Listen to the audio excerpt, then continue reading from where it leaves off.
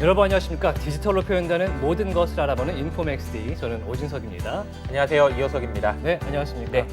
이 설 연휴를 전후로 비트코인 가격이 가파르게 오르는 모습을 보였습니다. 지난 21일 기준으로 23,000달러 선을 돌파를 했는데요. 지난 8월 이후 최고치라고 합니다. 또 올해 들어서만 무려 40%가 올랐다고 합니다. 하지만 시장에 여전히 냉기가 가득한데요. 대부업체 제니시스 캐피털이 파산 보호 신청을 했고요. 또 유럽의 크립토 규제안인 미카 법안이 4월로 미뤄지게 됐습니다. 또 STO 허용에 대한 이야기가 우리나라에서는 큰 이슈가 되고 있습니다.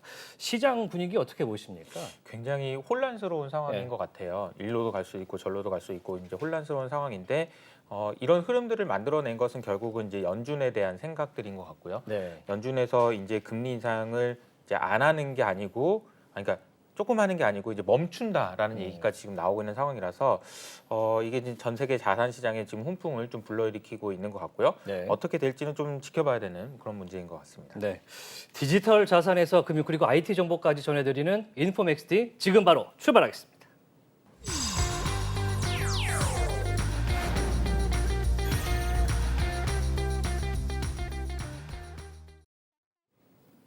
네, 차고 넘치는 정보 속에서 균형 잡힌 전문가의 인사이트 만나보겠습니다. 인포맥스 인사이트인데요.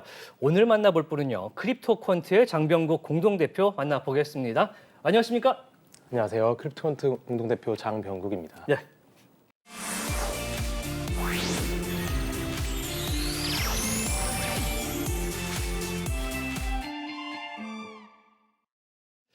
네, 투자의 기본 덕목 중에 하나죠. 크립토 시장의 이해와 투자의 시그널을 이해하는 것입니다.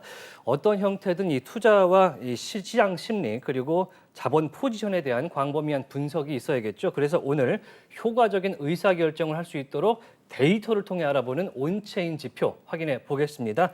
장병국 대표와 함께 이야기 나눠봅니다. 일단 블록체인 기반이기 때문에 체인이란 단어가 또 붙은 것 같고요. 크립토만의 이 특수성일 수도 있겠는데 온체인 지표 어떤 걸 말합니까? 가장 쉽게 설명을 네. 하자면요. 저희가 전통 기업들 같은 경우는 매출이라든지 혹은 유튜브 같은 경우에 유저 수 혹은 얼마나 많은 사람들이 시청 시간을 보는지 네. 이런 데이터들이 다 기업 본연의 데이터베이스에 저장이 되게 됩니다. 네. 그래서 원래는 그런 데이터들이 재무제표라는 좀 상장 회사들 이외에는 거의 다 그 회사나 그 회사에 투자한 VC들만 소유하고 있던 데이터인데요. 근데 이런 데이터들이 그런 블록체인 위에 올라가게 되면은 이 웹3라는 시장에서는 이런 데이터베이스를 내부에 저장하는 게 아니라 모두가 다 볼 수 있는 분산형 원자는 블록체인에 올리게 됩니다. 이 온체인 데이터라는 게 결국은 여기 위에 올라간 그 수많은 데이터들을 다 의미하게 되는 거고요. 네. 근데 이 블록체인 데이터 위에 올라간 그 나의 것 그 자체는 예를 들자면 저희가 가게에서 결제를 해서 영수증을 받았는데 영수증의 메뉴들이 어떤 걸 결제했는지에 대한 메뉴들이 다 암호화가 되어 있는 겁니다. 네. 그래서 내가 먹었는데도 그 가게의 사장인데 이 영수증이 어떤 메뉴에 결제되는지를 모르는 그런 상황이고요. 네. 그래서 그렇기 때문에 온체인 데이터가 이런 데이터들을 가공하는 업체들이 되게 중요하게 됩니다. 그래서 저희가 하는 역할은 이런 암호화된 영수증들을 하나하나 다 해독을 하는 거고요.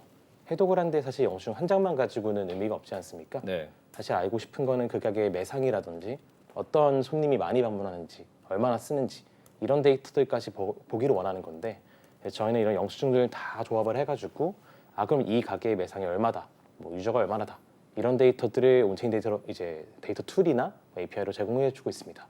거기서 한 발 더 나아가서 그럼 이 가게는 어디냐라는 거를 이제 소유자를 식별하는 역할까지 하게 되는데요.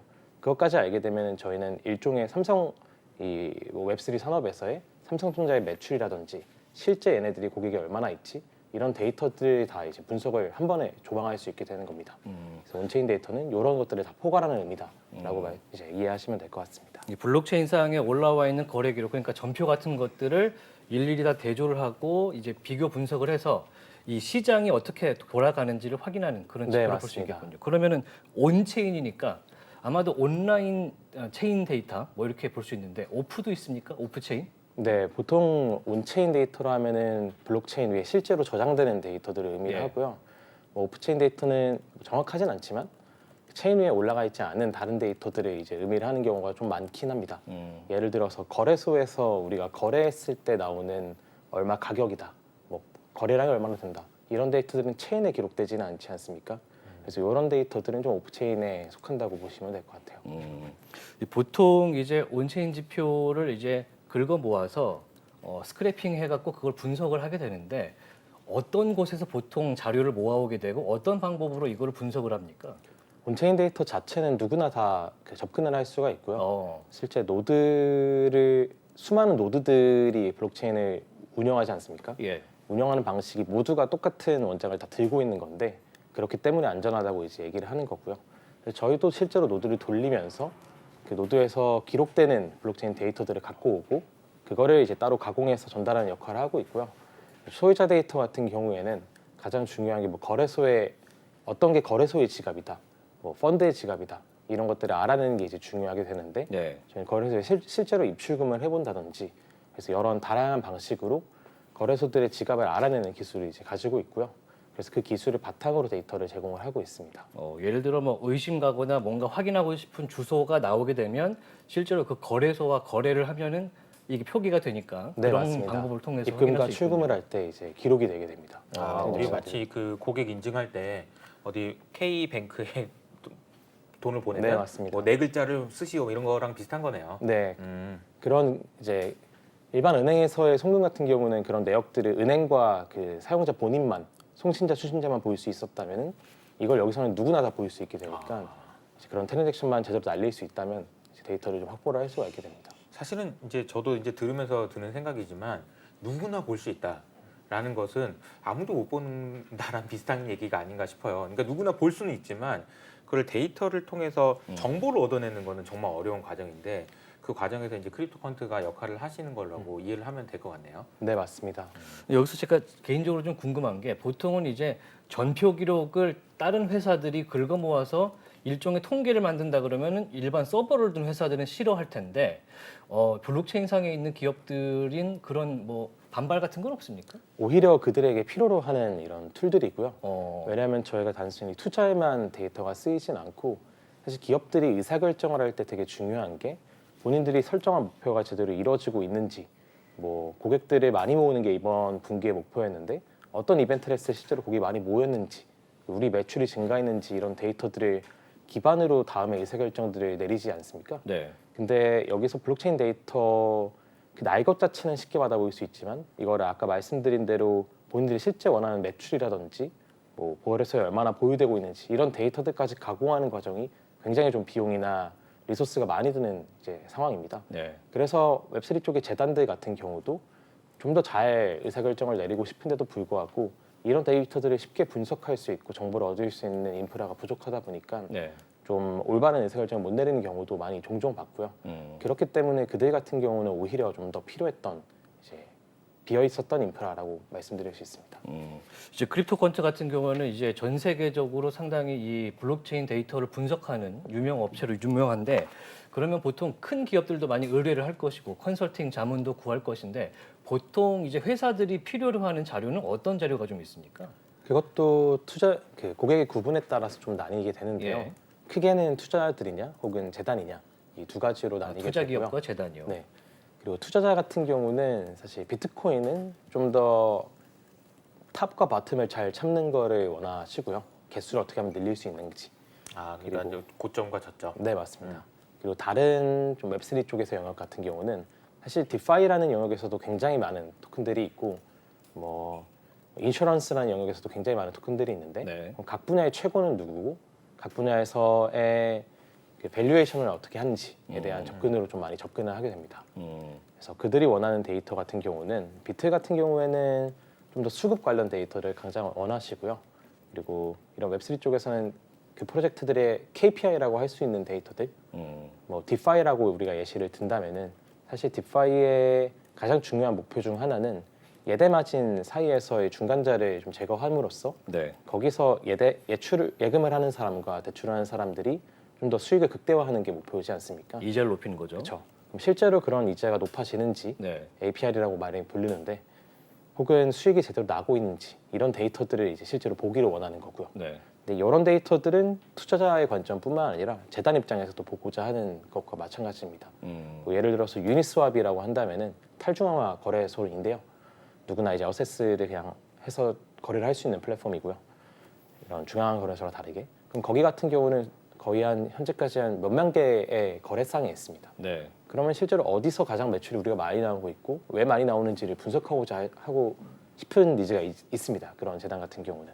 그럼 그런 재단들 같은 경우는 본인들 프로젝트에 대해서 이제 중요한 KPI들을 분석하는 데도 데이터가 필요하고요. 네. 그럼 경쟁사들에 대해서 비교할 때도 이제 데이터가 필요하게 됩니다. 그럼 경쟁사의 자료도 요구를 하면은 또 제공도 하고 그렇습니까? 아, 네. 그 섹터에 대한 데이터들은 이제 다 제공을 해드리다 보니까. 그렇군요. 이제 온체인 지표라고 하면은 사실 저희가 크립토 퀀트를 통해서 많이 어떤 지표가 있는지 확인을 한 적이 있는데 굉장히 어려웠습니다. 눈여겨볼 만한 그런 주요 지표들이 뭐가 있는지 다시 한번 짚어보도록 하겠습니다. 보통 이제 투자할 때 가장 중요하게 봐야 될 지표 어떤 거라고 생각하십니까? 가장 크게는 이 시장 전체를 좀 조형할 수 있는 데이터이고요. 그래서 시작하면 좋을 것 같고요. 좀 화면에 보이시는 미실현 순수익 NUPL이라는 데이터를 가장 첫 번째로 드릴 수 있습니다. 네. 이 데이터 같은 경우는 쉽게 설명하면은 0 이상일 때는 전체 비트코인 지갑들 중에서 네. 좀 아직 실현하지 않은 수익 상태인 지갑들이 많다는 걸 의미하고요. 더 0 밑으로 갈수록은 이제 수익을 보고 있지 않은 손실을 보고 있는 지갑들이 훨씬 많다는 걸 의미하게 됩니다. 네. 좀 더 1에 가까워질수록 대부분의 지갑들이 모두가 다 수익권에 있다는 걸 의미하게 되고 네. 반면 아래로 많이 떨어지면은 지금 시장의 모든 사람들이 좀 손실을 보고 있는 구간이다라는 걸 알 수가 있습니다. 네. 이걸 통해서 좀 알 수 있는 것들은 시장의 큰 방향성 자체를 좀 읽어낼 수가 있고요. 왜냐하면 기본적으로 시장에서는 모두가 돈을 벌거나 모두가 돈을 잃는 장이 없다라는 가정하에 이 지표를 좀 이제 분석을 할 수가 있게 됩니다. 네. 그래서 지금 같은 경우도 이제 막 그 비트코인이 상승을 하면서 일부 지갑들이 수익권인 상태로 진입을 했다라고 볼 수가 있고요. 지금 잘 안 보이실 수도 있는데요. 맨 아래에 있는 이제 가로축이 연도잖아요. 네, 예, 맞습니다. 2023년 끝에 보면은 이제 파란색 그래프가 초록색으로 우상향으로 전환되는 네, 그런 맞습니다. 모습을 볼 수 있는데 그 내용 말씀하시는 네, 거예요? 맞습니다. 예. 좀 더 이어서 말씀 부탁드리겠습니다. 그래서 2023년 같은 경우는 과거에 이런 파란색들이 길게 있었던 하락장들 이제 순간들이 그래프에서 보이게 되는데요. 예. 그때가 이제 모두가 손실에 있었던 그런 역대 하락장들을 의미하고 이번 2023년 같은 경우도 모두가 좀 손실권에 있었던 구간에서 이제 막 벗어났다라고 해석을 하실 수 있습니다. 다만 좀 탐욕권까지는 오지 않았다. 탐욕권이라고 하면은 뭐 이제 주황색, 빨강색. 네, 맞습니다. 저 맨 위에 있는 곳들이 이제 탐욕권이라고 좀 시장에서는 많이 이제 얘기를 하고 있고요. 네. 근데 이게 이제 그 MVRB라는 지표도 있잖아요. 네, 그 맞습니다. 지표랑 비교해서 한번 설명해 주신다면 어떨까요? MBRB 같은 경우는 일종의 비트코인의 P&L 지표라고 볼 수가 있고요. 그래서 MBRB가 만약 1이면은 전체적으로 200%가 그 수익권인 평균 수익률이 지금 200%다.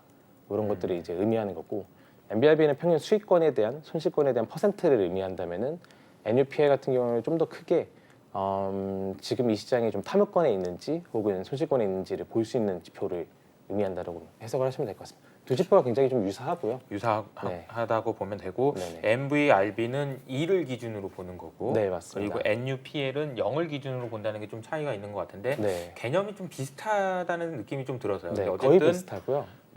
이 그림에서 보는 것처럼 색깔로 보면서 우리가 네네. 과격하게 지금 올라가려고 하는 네, 구간인지 맞습니다. 아닌지를 판단할 수 있다라는 말씀을 해주신 것 같아요. 근데 이 그림을 보니까 저 파란색으로 돼 있는 게 지금 이제 그 비트코인이 많이 빠진 거잖아요. 네. 2012년, 15년 그리고 18년 이렇게 돼 있는데 이번에는 얼마나 길었던 거예요, 저 기간이? 역대 하락장에 대비해서는 그렇게 긴 사이클까지는 아니었고요. 거의 한 4개월 정도라고 4개월 이제 정도. 보시면 됩니다. 지금 일종의 색깔로 보면 이제 탐욕 공포 지수 같은 느낌이 좀 그렇죠. 드는데 네, 맞습니다. 지금 2023년 1월 한 둘째 주까지 나온 것 같아요. 지금 초록색으로 전환이 됐는데 지금 잘 보시면은 검정색 선은 이제 비트코인의 가격이거든요. 이것과의 이제 상관성은 좀 있습니까? 네, 이 차트를 보시면은 역대 과거마다 좀 탐욕권에 이제 0.7 정도 이상의 수치를 보이면은 예. 이 시장의 모든 비트코인 지갑들이 70%가 대략 수익권에 있다는 것을 의미하게 되고요. 네. 저 구간에 항상 왔을 때마다 이 시장에서 좀 큰 하락들이 있었던 이 구간입니다. 수익 구간인데도 하락이 있다. 거의 고점을 찍는다라는 고점을 방식으로 찍었다. 이제 좀 해석을 하고 거꾸로 있고요. 생각해 볼 필요가 있는 거죠. 네. 그러니까 모든 비트코인 투자자들이 다 돈을 벌고 있을 정도로 많이 올랐다라고 생각할 수 있으니까 반대로 생각하면 그럼 빠질 수도 있겠네라고 생각할 수도 있다라는 거고요. 지표상으로는 빠질 가능성이 있는 상태로 그렇게 봐야 된다. 과매수 구간이다 이렇게 볼 수 있습니다. 그러면 이 비트코인 미실현 순수익 그래프를 보면서 앞으로 향방을 좀 알 수도 있을까요? 어떻게 보십니까? 네, 향방 같은 경우는 전 투자는 좀 대응이라고 생각을 하고 있고요. 예. 그래서 만약에 이 데이터가 저 맨 위에 있는 탐욕 구간에 왔을 때는 조금 더 매수를 조심하는 게 좋을 것 같고요. 네. 만약에 장기적으로 좀 비트코인을 홀딩하고 싶다라고 한다면은 사실 저 그래프 자체가 굉장히 아래에 있을 때 예. 매수라는 게 좀 더 현명한 선택이라고 보고 있습니다. 지금 수준에서도 이제 개인적으로는 매수 가능성이 있어 보이기도 하는데, 자 미실현 순수익은 이제 탐욕 공포 지수로 보면 좋을 것 같고요. 다음 그래프도 한번 보겠습니다. 제가 아까 이제 어떤 가게에서 이런 매출이 발생했냐를 예. 알 수 있는 게 이제 레이블링, 소유자를 판별하는 그런 기술이라고 말씀을 드렸는데요. 예. 그걸 알게 된다면은 저희가 각 거래소별로 얼만큼의 비트코인이나 혹은 암호화폐를 지금 보유하고 있는지, 예치되고 있는지를 다 알 수가 있게 됩니다. 네. 이제 과거에 최근에 좀 많이 바이럴이 됐었죠. 이런 각 거래소가 실제로 많은 보유금을 보유하고 있는지, 네. 이거에 대해서 제대로 회계가 이루어지지 않으면서 그럼 이 데이터를 어떻게 볼 수 있는지에 대한 문제가 많이 제기됐는데, 앞에 보이는 차트와 마찬가지로 저희가 가지고 있는 이런 데이터와 기술력을 이용을 하면은 거래소들이 얼만큼을 보유하고 있는지를 이렇게 다 알 수가 있게 됩니다. 그래서 이 데이터가 그럼 왜 중요하냐에 대해서 말씀을 조금 더 첨언을 드리면은, 네. 사실 지금은 중앙한 거래소에서 굉장히 많은 일반인들이 많이 사용을 하고 있고 암호화폐에 대한 매도 매수가 거기서 이루어지고 있습니다. 네. 그렇다 보니까 거래소의 많은 보유량이 급격히 증가한다는 것은 결국에는 시장에 즉시 매도될 수 있는 물량이 많이 증가한다는 것을 의미하게 되고요. 네. 반대로 비트코인이나 이더리움 같은 이런 코인이 아니라 스테이블 코인 같은 경우는 거래소에 많은 양이 예치되면 예치될수록 이 투자 시장에 좀 매수를 하는 데 쓰일 수 있는 그런 재원이 좀 많이 넘쳐난다. 이런 것들을 의미를 하게 됩니다. 그래서 이런 거래소에 대한 보유량 데이터가 좀 투자에 있어서도 굉장히 중요하고요. 네. 다음 그래프를 보시면은 각 거래소들의 그런 큰 흐름, 이제 시장의 큰 흐름을 찾는 것 이외에도 좀 문제가 될 만한 큰 악재들을 판별하는 데도 굉장히 중요한 역할을 하는데요. 이거는 이제 FTX의 비트코인, 이더리움, 스테이블 코인의 보유량에 대한 데이터를 그려낸 차트입니다. 네. 보시면은 굉장히 2023년 초기부터 엄청나게 많은 양들이 이제 밑으로 하락을 하기 시작하죠. 네. 이 말은 즉 FTX에서 보유한 그런 암호화폐들이 굉장히 영에 수렴한다는 걸 의미를 하게 되는데요. 조금 더 차트를 하나 확대해서 보자면은 다음 그래프를 보시면 이건 FTX의 비트코인 보유량입니다. 보시면은 저 오른쪽 아래에 있는 빨간색 박스, 그러니까 이 보라색 선이 보유한 비트코인의 수량을 의미하는 차트고요. 네. 검정색은 이제 가격을 의미하고 있고, 오른쪽 아래에 있는 빨간색 박스를 보면 거의 한순간에 거의 0.15개 정도에 해당하는 수량으로 추락하는 거를 이제 보일 네. 수가 있게 됩니다. 근데 재밌는 거는, 좀 흥미로운 거는 저 하락이 일어났던 순간이 언제냐면은 FTX가 아직 우리 건전하다, 우리 다 이런 출금들에 대해서, 러시아에 대해서 우리가 다 해결할 수 있다라고 주장하던 시기고요. 트위터로 논쟁이 있을 당시군요. 맞습니다. 그리고 저 데이터가 이제 비트코인이 한 개밖에 FTX 없다라는 걸 의미했는데, 그로부터 한 4일 정도가 지난 11일경 정도에 FTX에서 공식적으로 출금을 중단한 이제 사례가 있습니다. 이처럼 굳이 암호화폐 거래소의 공지를 미리 기다리지 않더라도 실제로 온체인상에서 걔네들이 보유한 양 자체가 굉장히 적다, 비정상적인 움직임을 보인다라고 했을 때 먼저 그 거래소에서 좀 자금을 예치를 했던 거를 출금을 미리 해준다든지 이런 식으로 큰 리스크에 대해서 좀 해칭을 할 수 있는 이런 사례도 있습니다. 실제로 저희 고객 같은 경우는 이런 FTX 차트를 보고 거기에 있었던 많은 물량들을 미리 뺨으로써 손실에 대해서 큰 리스크에 대해서 회피를 할 수 있었고요. 저는 이제 이 그림이 굉장히 의미하는 바가 크다고 생각해요. 네. 저 이게 정말 아찔한 그림이거든요. 다시 한번 보여주시면 저기서 이제 빨간색으로 네모를 쳐놓으신 저 부분이 그 비트코인이 없어졌다는 얘기예요. 네, 그러니까 맞습니다. FTX라는 거래소에서 당연히 가지고 있어야 되는 비트코인을 어디론가 모르겠지만 거래소 밖으로 빼냈다라는 이야기고 그 빼냈음에도 불구하고 약간 비윤리적이라고 해야 될까요? 괜찮다라고 얘기했다라는 거는 굉장히 큰 문제가 있다는 거죠. 사실 저런 문제들을 해결하기 위해서 기존에 있는 전통 산업 같은 경우에는 회계사들에게 이제 감사를 받고 예. 아 이게 니네들이 말하는 게 맞아? 매출이 맞아? 니네들이 가지고 있는 돈이 이게 맞아? 라는 것을 계속해서 관리를 하잖아요. 감시를 하고. 그런데 이게 그 온체인 데이터라고 하면은 모두가 볼 수 있기 때문에 이렇게 이제 크립토컨트라는 곳에서 데이터를 분석해 가지고 야 여기가 문제가 있어요라는 것을 실시간으로 파악할 수 있다는 것이 엄청나게 큰 장점이잖아요. 이제 그런 장점들이 이제 앞으로도 더 많이 부각되고 활용돼야 될 것 같다라는 생각이 들어요. 네, 맞습니다. 예. 저희도 공감하고 있고요.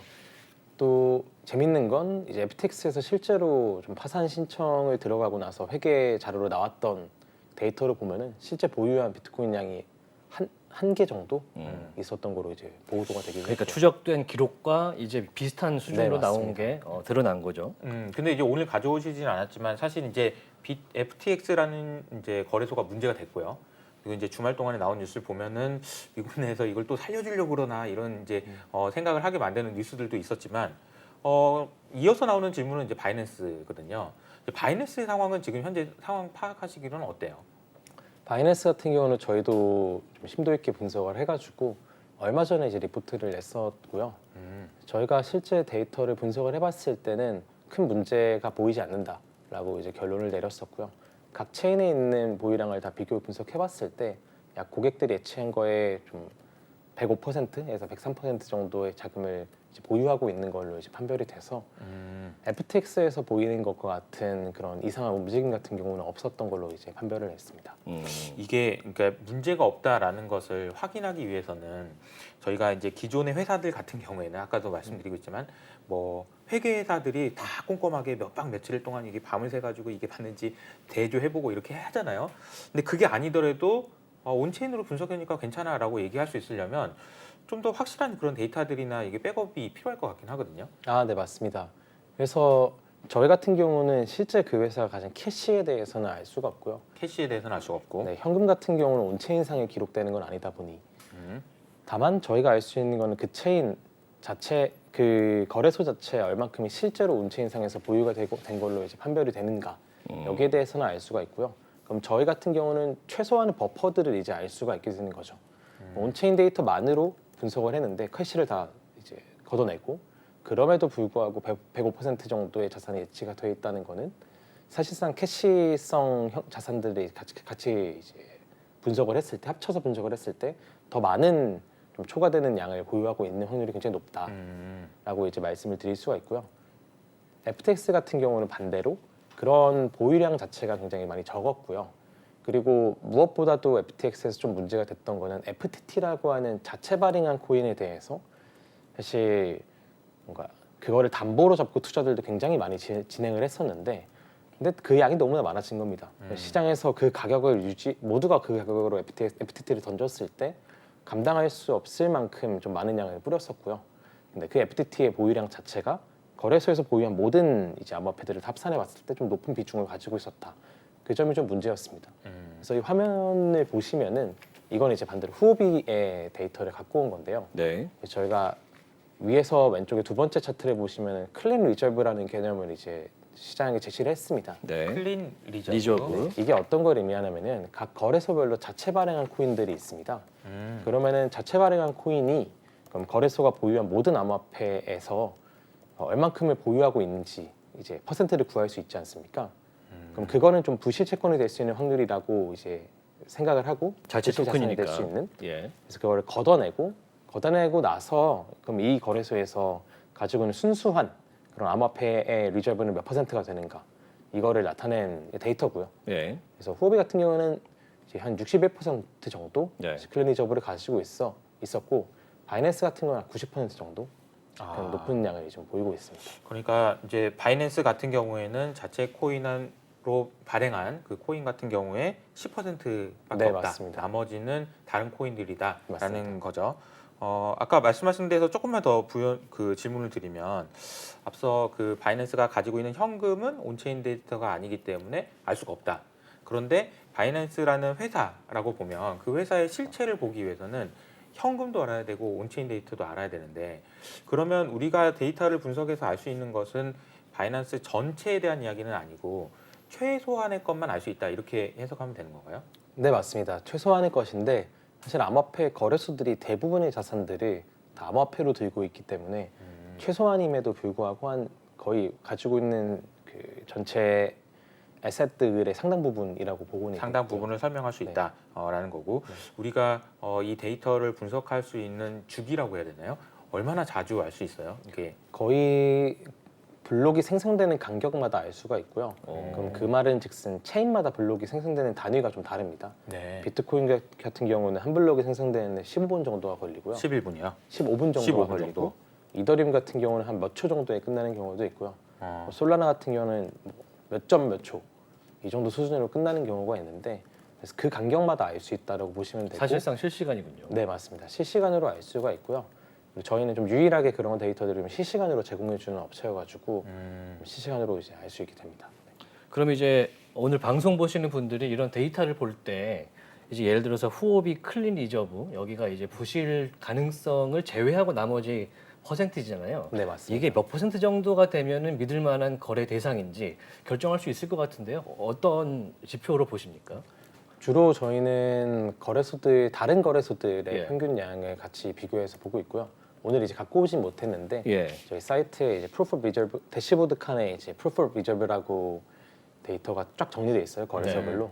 거기를 보시면은 평균적으로 다른 메이저 거래소들 같은 경우는 약 80% 정도 80. 그 정도가 좀 안전한 구간으로 보고 있습니다. 네. 80 정도가 되면은 내가 거래하는 거래소가 그래도 좀 부실하지는 않다. 이 정도로 판단할 수 있을 것 같고. 네. 근데 조금 네, 좀 더 말씀하세요. 근본적인 질문을 드려보면 거래소가 자체적으로 발행하는 코인을 가지고 있는 게 맞는 건가요? 이런 질문도 드릴 수 있을 것 같긴 한데요. 괜찮은 건가요?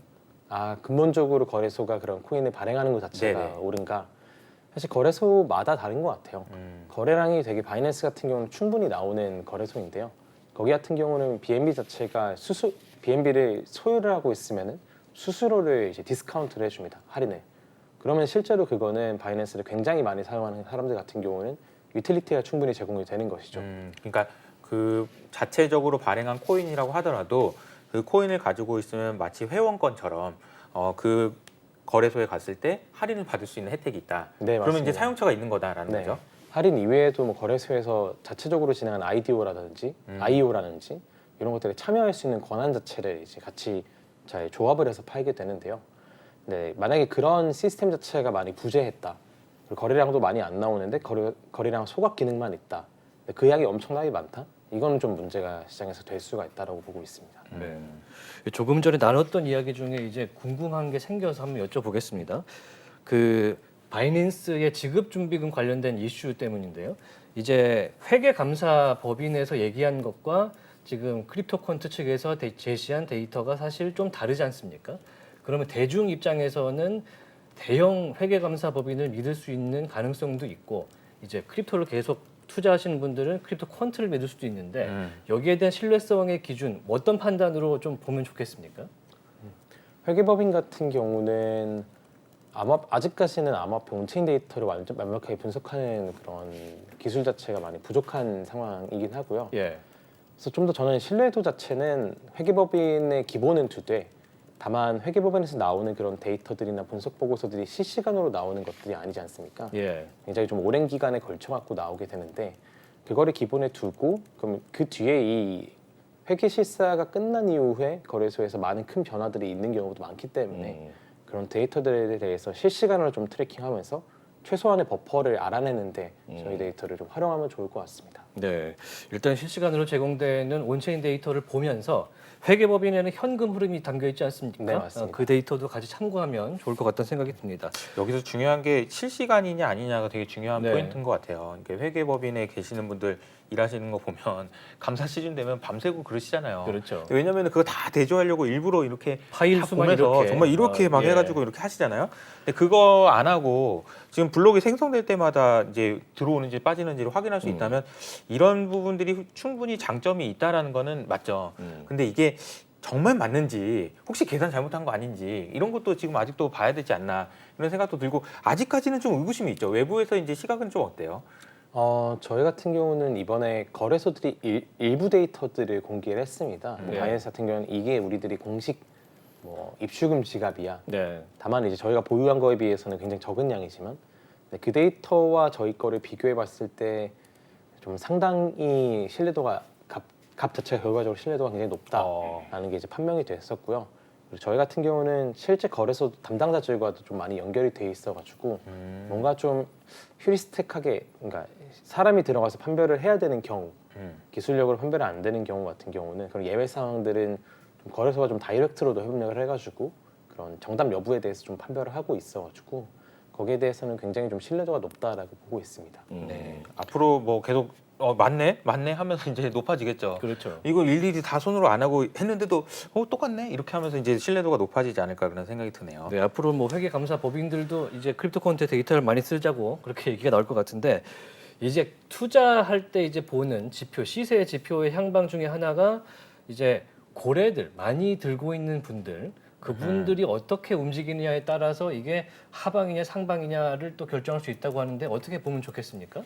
좀 큰 관점과 거래소의 실제 입출금 그 여부 두 가지로 좀 나눠 설명드릴 수 있을 것 같은데요. 예. 아까 보여드린 그런 거래소 입출금 차트 같은 경우에 사실 개미가 소액을 입금하고 말고는 크게 시장에 영향을 주진 않습니다. 다만 시장이 굉장히 불안한 상황에서 굉장히 다량의 토큰들이 거래소로 입금이 됐다. 네. 그럼 이제 고래들이 이제 어느 정도 현금화를 준비한다는 액션을 취했다라고 해석을 할 수가 있고요. 또 시장에서 그런 고래들의 거래 비율이라는 데이터들을 또 저희가 제공을 하고 있는데 네. 그걸 안다면 지금 이 시장 자체에서 좀 큰 흐름을 만들어내고 있는 게 고래들이 만들어내고 있는 건지 아니면 개미들에 의한 일시적인 향상인지 네. 향방인지 이런 것들에 대해서 좀 분석을 하실 수가 있습니다. 현재 시점에서 2022년 하반기에서 2023년 이제 1월인데 고래 움직임이 좀 더 이게 영향을 많이 미칩니까? 아니면은 이제 슈퍼 개미들 모여서 이제 점조직처럼 큰 세력이 또 세력이 더 큽니까? 지금은 고래의 영향이 훨씬 더 크다라고 보고 있고요. 소수의 고래들이 움직이면 장애라고 보고 있고 외부에 이따 한번 보여드릴 차트 중 한 가지인데 예. 외부에서 좀 신규 스테이블 코인이 유입된 그런 상황이라고 보기는 좀 아직은 어려운 상황입니다. 스테이블 코인 자료 한번 보면서 다시 한번 정리해 보겠습니다. 네. 스테이블 코인 나오는데요. 네. 이 차트 같은 경우는 모든 거래소들의 지금 현재 예치된 스테이블 코인의 총량을 보여주는 차트인데요. 예. 보시면 사실 좀 과거의 상승장 같은 경우는 스테이블 코인의 양 자체가 거래소에서도 굉장히 많이 늘어나면서 상승을 한 케이스들이 굉장히 많았습니다. 예. 다만 지금의 상승장 같은 경우는 보시면은 오른쪽에 있는 그래프 자체가 계속해서 하방을 하고 있지 않습니까? 네. 이 말은 즉 아직까지 거래소에 신규 스테이블 코인이 입금되고는 있지는 않은 상황이다. 그래서 외부에서의 신규 그런 머니들이 입금되고 있지는 않다. 그러면서 상승이 일어나고 있는 좀 특이한 상황이라고 보시면 될 것 같고요. 네. 지금 좀 내부에 이미 들어와 있던 자금들을 좀 대량 보유하고 있던 그런 고래들이 좀 움직임을 보이고 있다라고 해석을 할 수가 있습니다. 이 그림을 조금만 더 부연 설명해 주시면 좋을 것 같은데요. 스테이블 코인이라는 것을 이제 이해하지 못하시는 분들도 있으니까. 네네. 자, 그럼 스테이블 코인 여기서 지금 보면은 2021년부터 올라가기 시작한 거잖아요. 네. 역사가 좀 짧긴 해요. 그래서 이게 올라가는 건 뭐고 내려가는 건 뭘 의미한다고 볼 수 있나요? 그럼 일단 스테이블 코인을 어떻게 발행하는가부터 설명을 드리고 이제 올라가고 내려가는 게 어떤 의미인지를 말씀드리는 게 좋을 것 같은데요. 일단 가장 대표적인 스테이블 코인이죠. 뭐 테더라고 불리는 USDT 같은 경우는 네. 실제로 채권이나 백업 자산들을 테더사에 맡긴 뒤에 테더사에서 스테이블 코인을 대량 발행해주는 그런 1대1 패깅 방식을 취하고 있습니다. USDC 같은 경우도 되게 유사하게 좀 기관들이 일정 자산에 달러 기반 채권들을 묶어둔 대신에 이거를 이제 온체인상의 스테이블 코인으로 발행하는 그런 식으로 발행 메커니즘이 있고요. 반대로 이거를 소각하는 메커니즘 같은 경우는 스테이블 코인을 반환하고 그 대신에 내가 맡겨놨던 그런 채권이나 현금성 자산들을 이제 다시 돌려받는 이런 식으로 그런 메커니즘이 구성이 되어 있습니다. 네. 스테이블 코인을 발행하는 사람을 이제 제가 발행한다고 치면은 달러 종이 돈을 받아서 이 돈으로 미국 채권이든 뭐든 사고 그걸 담보로 해가지고 코인을 발행하고 이런 구조가 되는 게 이제 발행되는 거고 이런 흐름이 이어지면 아까 저 그림에서 이게 올라가는 그림일 거고 반대로 이걸 스테이블 코인을 가져오라고 그러고 이제 팔아버리면 이게 줄어드는 거라고 보는데 이 그림에서 보시는 것처럼 작년부터 계속해서 지금 떨어지고 있다라는 거는 돈이 저희한테 이제 그 온체인 데이터로 이게 돈이 들어오는 건 아니라는 거죠. 이 그림을 조금 더 정확하게 설명을 드리면은 네. 방금 말씀 주신 그런 스테이블 코인의 현재 유통 수량에 네. 유통 수량. 대한 데이터를 보면은 그걸 훨씬하게 알 수 있고요. 아, 다만 이거는 그 양보다는 좀 적습니다. 아, 왜냐면은 스테이블 코인이 거래소에 들어가 있지 않은 경우도 굉장히 많이 있습니다. 아, 요거는 거래소에 있는 거래소에 것만. 딱 있는 것만 이제 나타내서 이제 표현을 한 거고요. 그렇다 보니까 아직 중앙화 거래소 자체는 스테이블 코인이 계속해서 빠져나가고 있는 상황이라고 해석을 할 수는 있지만 전체 스테이블 코인 유통량이 엄청나게 급감하고 있는가에 대해서는 좀 판별하기 아직은 어렵고요. 그렇군요. 일단 거래소를 기준으로 데이터를 뽑을 수 있기 때문에 거래소에서 보이는 이 스테이블 코인 거래소 보유량을 확인해 봤습니다. 또 이제 디파이 얘기도 아까 잠시 해주셨는데 이 탈중앙화 금융 디파이에서도 이 온체인 지표를 통해서 이제 투자에 할지 말지 이런 것들을 또 결정할 수 있다고 하는데 어떤 식으로 또 보면 좋겠습니까? 저희 같은 경우는 디파이의 영역이 굉장히 많다 보니까 예. 각각 섹터마다 좀 다른 점이 있을 거라고 보고 있어요. 그래서 그에 따라서 필요한 데이터들도 다르고요. 다만 시장에서는 지금 좀 많이 유명한 데이터는 TVL이라는 데이터가 좀 많이 쓰이곤 있는데 TVL. 네, Total Value Locked라는 데이터이고요. 이 데이터는 실제로 이게 개념화 이것까지 들어가면 좀 많이 어려울 것 같고 네네.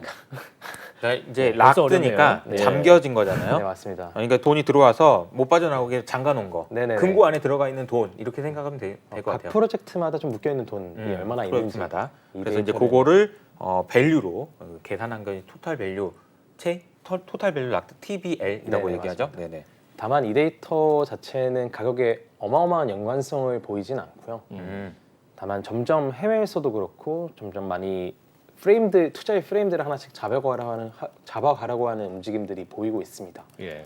디파이 같은 경우도 뱅크를 대체하려고 나온 것 같은 경우는 아까 말씀드렸다시피 예대마진을 실제로 극대화하고 있는지에 대한 매출들 그리고 어떤 자산들이 많이 지금 예금이 되고 있고 건전하게 많은 수익을 보이고 있는지에 대해서 조금 더 내로다운해서 보는 경우도 있고요. 예. 그럼 실제 렌더 예금자의 수가 얼마나 되고 바로 뭐 이걸 빌려가는 대출자의 수가 얼마나 많이 건전하게 증가하고 있는지에 대한 데이터들 이런 것들이 뱅크사에 대해서도 많이 보고 다른 디파이 영역들도 마찬가지로 각 고유한 섹터별로 그들이 대체하고자 하는 것들이 실제로 잘 대체되고 있는지를 KPI로 분석하는 경우들이 많이 보입니다. 확실히 이제 투자 지표 중 하나로 확실히 쓰이고 있는 것 같은데, 근데 문제는 원체인 지표가 이제 말씀만 들었을 때는 정말 투자의 방향성을 딱 내가 이걸 보면서 결정할 수 있을 것 같은데 만능 지표는 또 아닐 것 같습니다. 만약에 문제가 있다면 또 어떤 점이 좀 단점이 있을까요? 이 데이터를 가지고 되게 단기적이라고 예. 하면은 하루에 한 번씩 트레이딩 하시는 경우 같은 경우에 온체인 데이터 하나만 보고 이제 크게 고배를 하신 스캘핑 고배율로 한다든지. 이제 뭐 트레이딩 하시는 예. 거에는 적합하지는 않은 것 같고요. 물론 이제 그런 방식으로 활용하는 분들도 계시지만 이거는 조금 더 중장기의 데이터 분석으로 쓰여야 되는 것들도 물론 있고요. 예. 그리고 좀 더 이 시장에서 예측하지 못했던 큰 시그널이 발생했을 때 여기에 대해서 리스크를 해칭해주는 역할로도 사용이 됩니다. 다만 이제 온체인 데이터 자체 분석 이외에 이 데이터의 가장 큰 한계점 같은 경우는 어떤 거가 있냐면은 한계점이라기보다 단점에 가깝긴 하죠. 과거 전통시장에는 사실 데이터에 대한 접근 자체가 어려운 시장이었습니다. 네. 예를 들어서 블룸버그 같은 경우는 각 지에 퍼져 있는 뉴스 데이터들 다 모아 왔던 이제 기업이고요. 에벤이라는 이런 업체가 있는데 거기 같은 경우는 각 앱들 데이터들을 이제 다 갖고 와가지고 한눈에 보기 쉽게 제공하는 곳들이었고요. 과거에는 이렇게 어세스 데이터에 대한 접근 권한 자체를 이제 계속해서 팔아왔다면은 여기서는 이런 데이터들에 대해서 실제로 활용할 수 있는지 그런 유틸라이제이션을 파는 영역입니다.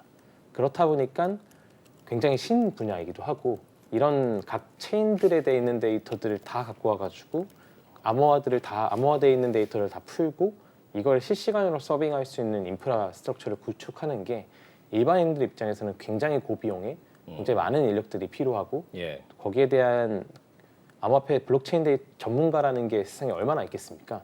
그런 분들까지 이제 모셔야 되는 이런 불가능에 가까운 단계들을 거쳐야 되는데요.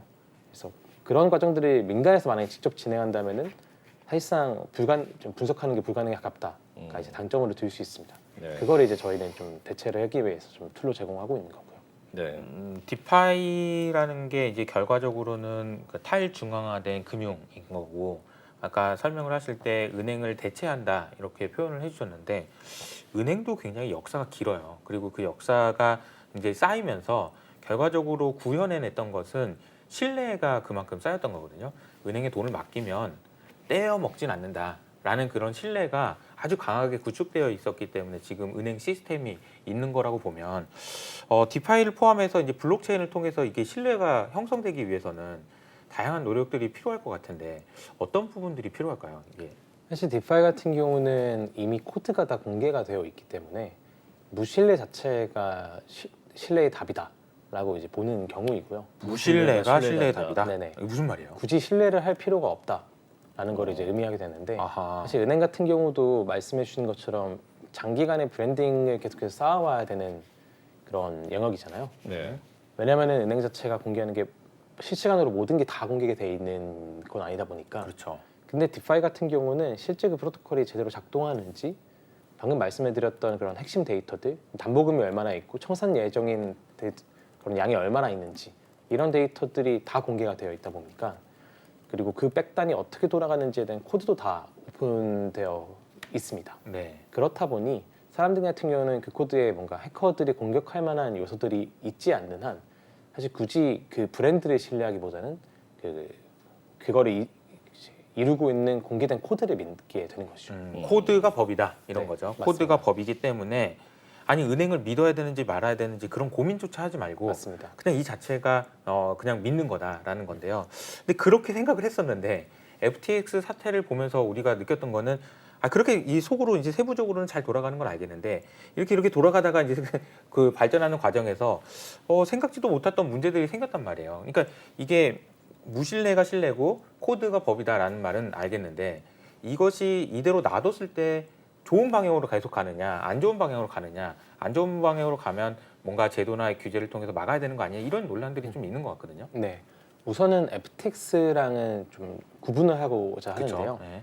왜냐하면 FTX 같은 경우는 중앙형 거래소이고 사실 기존 은행과 비슷한 영역에 속한 이제 그룹이고요. 제가 말씀드렸던 거는 이제 아베라든지 뭐 컴파운드라든지 이런 프로토콜 상에 있는 이런 앱들을 말씀드린 겁니다. 그래서 FTX가 무너지는 순간에도 사실 저희 이런 컴파운드라든지 아베 같은 것들의 코드는 멈추지 않았고요. 대출도 정상적으로 이루어졌었고 뭐 돈을 못 돌려받는 그런 사태도 이제 나오진 않았습니다. FTX 같은 경우는 전통 금융에서도 계속해서 있었던 그런 소수의 사람들의 탐욕에 의해서 벌어진 문제라고 보고 있고요. 그렇기 때문에 저희 같은 경우는 그에 대한 해결책으로는 이런 온체인 데이터들을 최대한 투명하게 실시간으로 모두에게 공개를 함으로써 이런 FTX 같은 일이 다시는 재발하지 않도록 하는 것이 이제 저희가 생각했을 때 가장 중요한 점이라고 보고 있습니다. 네. 근데 이제 또 신뢰가 여기서- 시작되는 포인트는 결국 이제 공개하는 거에서 된다라고 저도 생각을 하거든요. 네. 그러니까 공개하는 것이 중요하다. 네. 네, 공개주의. 근데 여기서 좀 사실 궁금해지는 것도 있는데 실시간으로 제공되는 데이터인 만큼 이제 그 데이터가 상하는 이제 유통기한이 다하는 시간도 빠를 것 같거든요. 투자자분들이 데이터를 볼 때 유통기한은 얼마 정도 잡고 보면 좋겠습니까? 그에 대한 거는 좀 약간 신의 영역에 가까운 것 같습니다. 시대 영역이다. 왜냐면은 전반적인 시장의 장세도 굉장히 중요하고요. 예. 뭐 요즘 같을 때는 호재 한 개만 있어도 굉장히 가파르게 많이 오르지 않습니까? 근데 만약에 굉장히 대하락장에서 호재가 터졌을 때는 사실상 좀 미비한 좀 상승을 보이는 경우도 굉장히 많고요. 네. 그래서 그런 큰 흐름과 같이 조합을 해서 생각을 해야 된다고 보고 있습니다. 네, 그렇군요. 이제 전반적인 것들을 많이 확실히 봐야 되는 상황이기 그렇죠. 때문에. 네. 그런데 또 보면은 그 데이터를 분석하는데 그리고 새로 생긴 데이터들을 어딘가에 저장해놔야 될 텐데 여러 가지 비용 문제도 있을 것 같거든요. 이게 관리하시고 분석하시는데 비용 문제는 어때요? 비용이 좀 상당히 많이 드는 편이긴 그렇죠. 하고요. 네, 말씀을 드리긴 애매하지만 굉장히 많은 돈이 쓰이고 있다라고 네. 말씀드릴 수 있습니다. 네, 그만큼 솔라나 버신다. 같은 경우는 하루에 뭐 1테라바이트가 쌓이기도 하고 아, 데이터가 엄청나군요. 네, 맞습니다. 그 많은 데이터를 관리하려면 많은 벌이가 있어야 될 것 같은데 일단 투자자분들이 가장 중요하게 생각하는 것도 좀 물어보면서 마무리하겠습니다. 이 2023년 1월 현재 이제 온체인 데이터 중에서 우리가 좀 보면은 앞으로 어떻게 될지 좀 알 수 있겠다라고 하는 그런 데이터 어떤 게 있을까요? 아까 앞서 말씀드렸던 NUPL을 꼭 보셔야 된다라고 보고 있고요. 큰 NUPL. 흐름을 보기 위해서는. 예. 그리고 이 시장이 큰 하락이 언제든지 올 수 있다는 점을 조심하기 위해서 그런 거래소 보유량이 급증하는 그런 케이스가 있는지를 같이 분석을 하셔야 될 것 같고요. 네. 그리고 지금의 상승장이 계속해서 이어가려면 결국에는 어딘가에서 돈이 계속해서 유입이 돼야 되는데 네. 그에 대한 분석을 보기 위해서는 좀 스테이블 코인의 총 유통량이라든지 유통된 게 실제로 거래소로 유입이 되는지 네. 이런 데이터들을 함께 보는 게 중요하다고 봅니다. 네. 일단 거래소의 보유량과 이제 비트코인의 미실현 순수익 NUPL 보시면서 스테이블 보유량, 거래량도 한번 확인해 보시면은 현재 향방도 확인할 수가 있을 것 같습니다. 자, 오늘 조금 내용이 어려웠는데요. 그래도 쉽게 풀어서 설명해 주셔서 대단히 고맙습니다. 크립토 콘트의 장병국 대표와 함께 이야기 나눠봤습니다. 말씀 고맙습니다. 감사합니다. 감사합니다. 네, 인포맥스디 오늘 순서 여기서 마무리하도록 하겠습니다. 오늘 보신 내용은요, 유튜브 채널 연합뉴스 경제TV에서 다시 한번 보실 수가 있습니다. 저희는 다음 이 시간에 돌아오겠습니다. 함께해 주신 여러분 고맙습니다. 안녕!